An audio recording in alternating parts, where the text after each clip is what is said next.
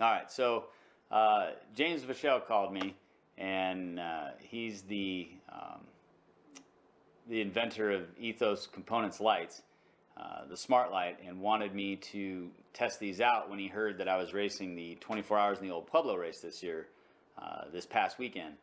Um, so he contacted me and said this would be a great event and a great test for his lights for a racing scenario. So I don't change anything right before race day. That's kind of a golden rule, right?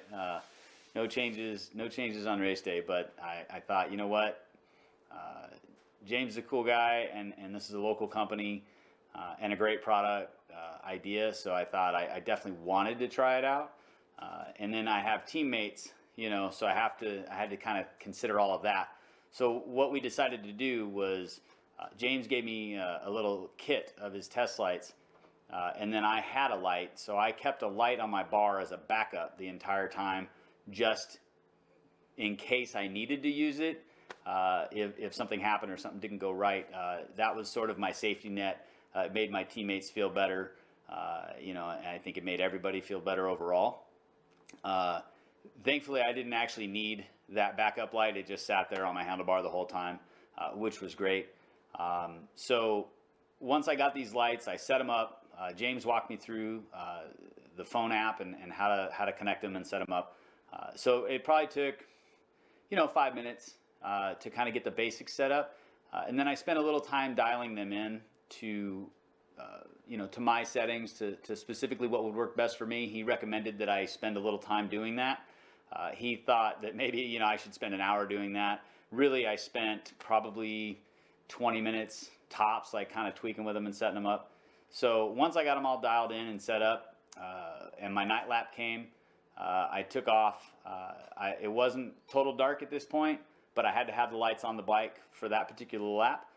I did the last 2 miles of my lap in the dark, and so I noticed that I needed to make a couple more adjustments. The lights worked really well, and on the climbing, they were great. I had I could see everything. I had the settings good, and I just noticed on the downhill, I had the speed setting difference, so I just made a small adjustment to that. So when I went out on my second lap,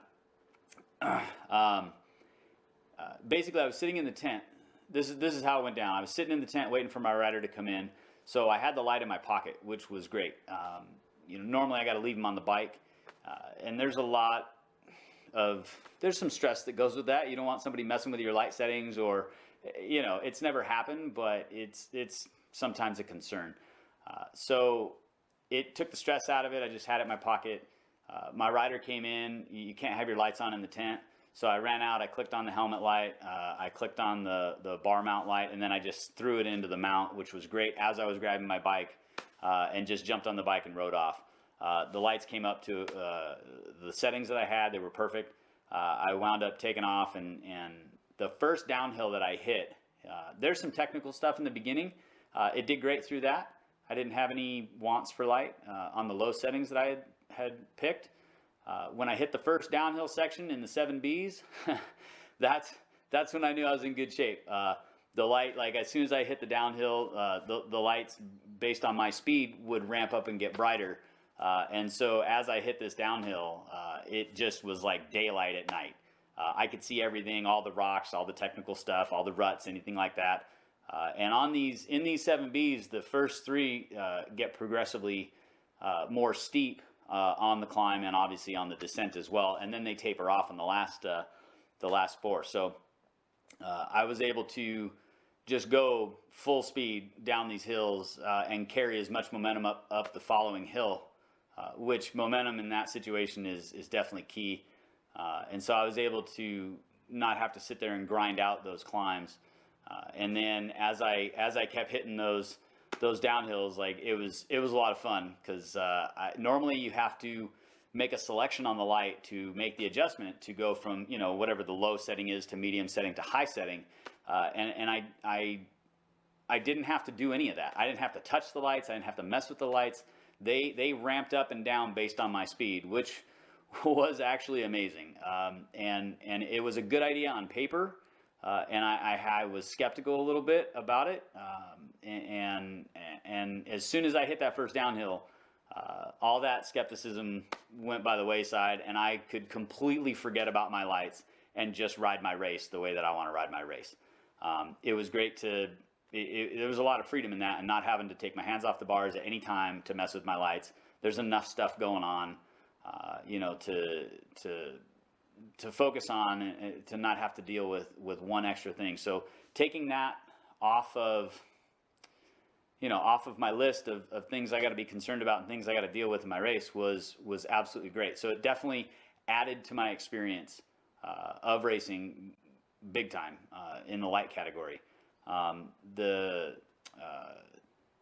The downhill sections, there's a few technical ones, and just being able to blast those at full speed was great, because I know in the past I've hit those, and if you're fumbling with anything on your bike, like a water bottle even, before a downhill section, it gets kind of tough. It's like being clipped out, having to mess with your light. You're just not all there, and so you're not giving it your all. So the lights were amazing. They're super rad. I'm definitely, my overall opinion of these lights is that it's actually better in real life than it is on paper. And I'll definitely be buying 2 of these lights. They had a spot and a flood. I prefer the flood versions of them. And like, you could just see for days. I was never wanting for light. I could see through corners, around a couple sections. I could see all the trail coming. It was definitely rad. And I just want to tell James thanks for letting me test these things out, and thanks for adding to my experience in the race. And they're just really awesome lights.